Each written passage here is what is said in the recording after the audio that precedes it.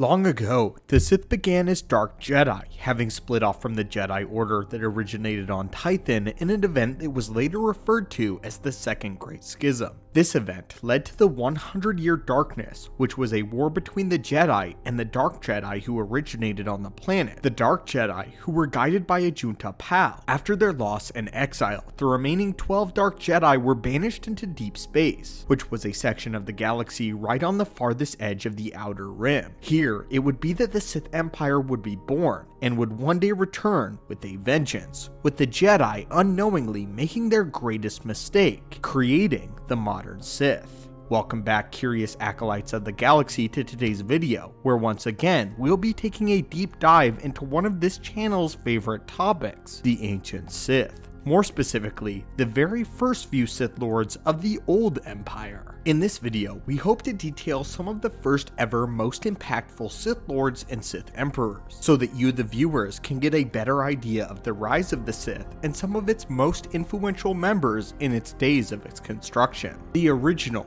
Dark Lords. Of course, starting off, we have to address the main man himself who started it all, a Junta Pal. The entire schism was spearheaded by this Jedi, a Junta Pal, and his followers, so naturally, he remained the leader for a long time to come. In the Book of the Sith, we are given a full detail of the story of the Dark Jedi's exile and the first few years after touching down on the world of Korriban from the perspective of Sorzus Sin. Sin was one of the 12 Dark Jedi that had survived the war. One of only 12. We don't know the names of everyone who ultimately survived, only the leaders, who were Sorzus Sin, a Junta Pal, Remulus Drepia, Carnus Mur, and Zozan. These 5 leaders, along with the 7 other nameless followers, drifted through space for a while until Sin sensed a powerful well of dark side energy and began flying to it. Following her hunch, they touched down on the world of Korriban, where they first came into contact with the Sith purebloods. By now, it is worth mentioning that the word Sith didn't always mean someone of their order and those that followed the dark side. The Sith were a name of a red-skinned species native to Korriban, which were naturally attuned to the dark side of the Force. However, the Dark Jedi, having been trained in the ways of the Force more formally, marveled the Sith people with their powers, and instantly assumed the role as their leaders after a Junta Pal tortured and killed the Sith's king. The Dark Jedi were thusly renamed the Gen Jedi by the Sith pure-blooded subjects. A Junta Pal and the newly formed Gen Jedi wasted no time in establishing themselves on the world of Korriban. It took some time, but with their powers and knowledge and a little help from the dark side of the Force and its sorcery, they were able to assume the mantle of the rulers over the Sith. Despite the Sith being naturally more gifted in the dark side of the Force, the Jedi simply knew more, and knew more about its arcane history. The Gen Jedi commanded the architects to focus their resources on constructing starships rather than burial mounds, and raised the Sith armies to fight for them. Previously, the Sith Lords had kings, but now they followed gods. A Junta Pal was impressed by the Sith's willingness to respect those in power, and knew too how to exist perfectly within their hierarchy. The Gen Jedi enjoyed the luxuries that came with being able to have slaves, which they used to construct temples and grand palaces for themselves, falling into greed and hubris. In fact, in my opinion, these original Dark Lords are some of the most nefarious and evil Sith in the entirety of Star Wars lore, subjugating an entire species to their singular will. Once these starships had been completed, Dark Jedi Sin had been able to identify a small cluster of hyperspace lanes that connected them to other nearby systems. These systems that the Sith race had once occupied long ago in their history. Using their new army and resources, they conquered and plundered the nearby linked systems of Zozist, Kartelba, Releg, and Kreis. The world of Ziost in particular had been the throne world of the ancient Sith Empire since prehistory, according to Sin. So of course, the Gen Jedi ensured that a large palace would be erected there for them, and they would rule the fledgling Sith Empire from this location. By now, the Sith were revering a Junta Pal and the Gen Jedi as demigods, and fully surrendered all of their knowledge and resources to the Dark Jedi. This led a Junta Pal and Sin to bludgeoning the Sith tombs and finding many objects of power and knowledge that belonged to the old masters. Some of the beings who had such a natural affinity with the dark side of the Force,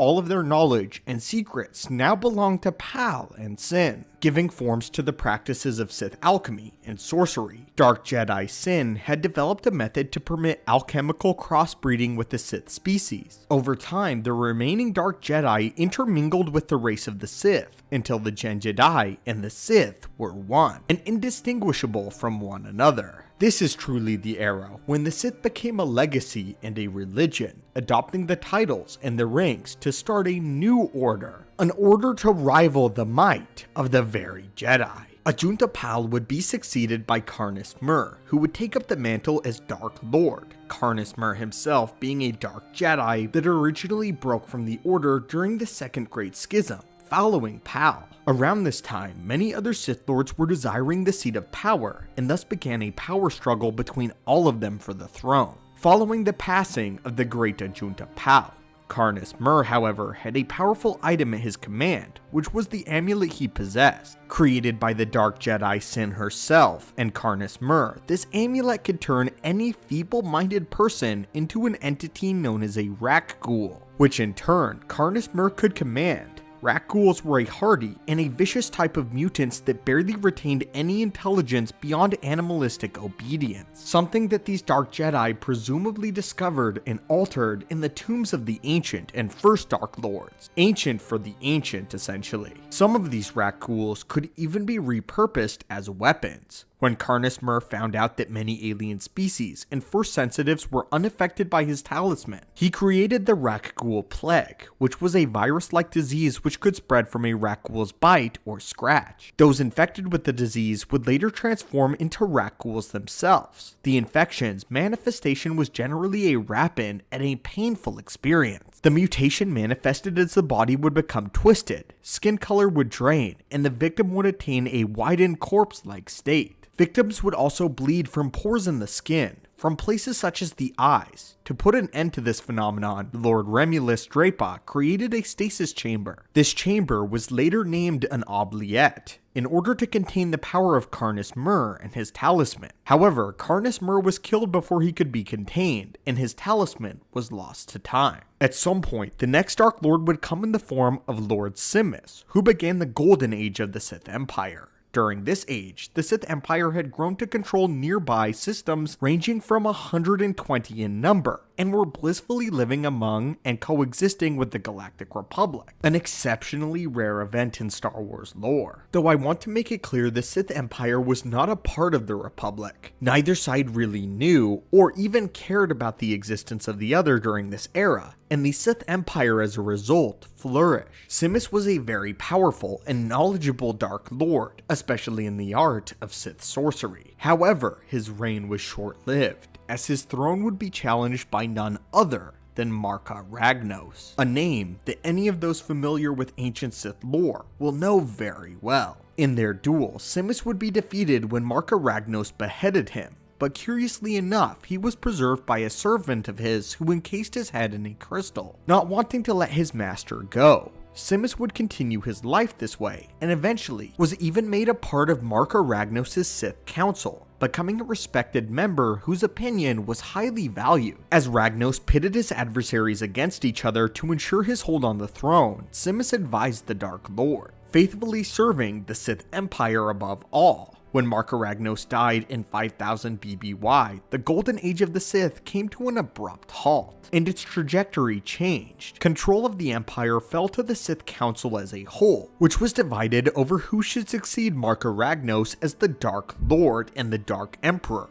Over a century later, Simus' apprentice Naga Sadow, another name fans of the ancient Sith will know, was the one of two challengers for the mantle of the Dark Lord, as that is how long the battle for the Sith title as the Emperor lasted. It should also be noted that at this point in time, the lifespan for these Sith Lords was extraordinarily long, centuries, if not thousands of years in some cases. Naga Sadow was a powerful Sith Lord, and well learned in the methods of the dark side. The other Sith Lord who challenged him was named Ludo Kresh, a Sith counselor who wished to keep the Empire hidden from the Galactic Republic, as it still controlled much of the galaxy that the Republic was unaware of at the time. Naga Sadow, however, had differing views and wished to expand the Empire's borders into the Republic, essentially starting war with the Jedi once again. Although the Dark Council itself was split on the matter, Simis mediated between its two sides and its clashing warlords, whilst also providing support and counsel for his longtime friend and former apprentice Naga Sadow, backing his candidacy for the Sith throne. The two Sith Lords continued to battle for the throne, and even despite Marka Ragnos' spirit itself intervening and warning the two to stay focused on the big picture, they continued to squabble until a couple of explorers from the Republic accidentally landed on their world of Korriban. The two council members were once again divided on how to respond to this after capturing the explorers, as they saw it as a potential Republic attack. With the use of some clever subterfuge, Naga Sadow was able to goad Ludo Kresh into launching a campaign against the fearsome Republic, which began an event known as the Great Hyperspace War. Unfortunately, the battle was on three fronts: Naga Sadow's fleet, the Republic's fleet, and Ludo Kresh's fleet, with Sadow and Kresh continuously refusing to meet each other in the middle. Their infighting cost them not only the war, but the old Sith Empire as a whole, as it crumbled as a result of their fighting, something that Darth Bane would later try to fix in the lineage of the Sith. Naga Sadow would be unsuccessful in rebuilding the Sith Empire, and went into suspended animation on the planet of Yavin Prime. During the Dark Lord's slumber, the Sith Order would once again return without him on Yavin 4, giving rise to none other than Freedon Nad, a Jedi, or rather, a former Jedi. The history, philosophy, and origin of the Sith coming full circle. But this is where, friends, we will end out our journey, as that covers all of the notable Sith leaders of the old Sith Empire. So friends, what do you think of these ancient Sith? If they had existed in the time of the Old Republic, do you think their leadership would have made a difference in those later wars? Let us know down below. And as always, may the Force be with you, and have a great day.